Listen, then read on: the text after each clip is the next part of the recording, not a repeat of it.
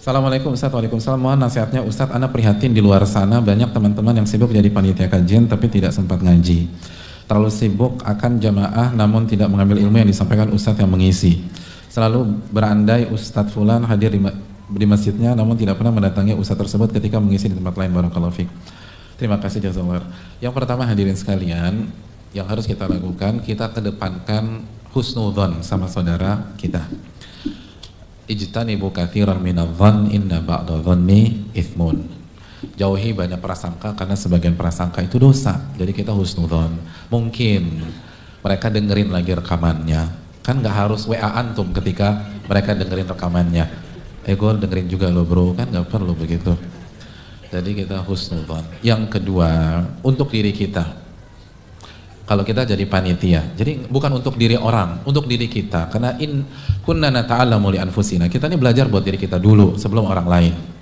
Untuk diri kita, kalau kita jadi panitia kajian, berarti dari yang hadir di majelis itu yang paling capek siapa?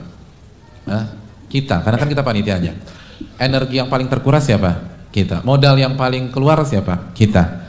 Maka dalam konsep investasi harusnya untung kita paling banyak di antara yang lain. Harusnya keuntungan kita lebih banyak daripada jamaah yang nggak pakai modal, yang cuman modal datang doang, nggak harus siap-siap segala macam, nggak harus koordinasi, nggak harus rapat. Kenapa? Karena kalau modal besar, untung kecil, rugi. Kan Allah mengkiaskan amal soleh dengan jual beli, dengan bisnis, dengan tijarah. Hal adulukum ala tijaratin tunjikum min adzabin alim. Maukah kalian aku beritahu tijarah, bisnis, perniagaan. Jadi perniagaan itu kalau modalnya besar, untungnya harus besar. Jadi tanamkan dalam diri kita, aduh, saya udah capek, sudah keluar duit, sudah harus waktu tercurah, berarti untung saya harus paling banyak.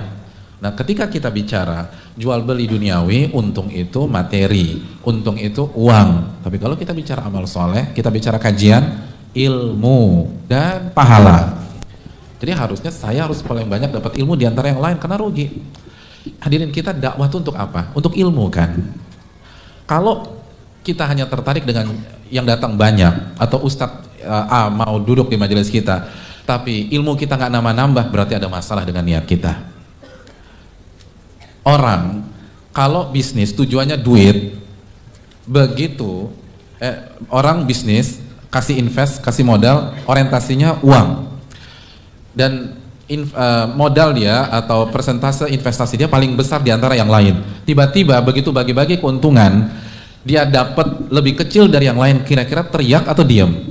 Teriak, karena nggak bisa dong, gue paling banyak, lo semua 20 juta, gue 100 juta, harusnya keuntungan aku lebih banyak.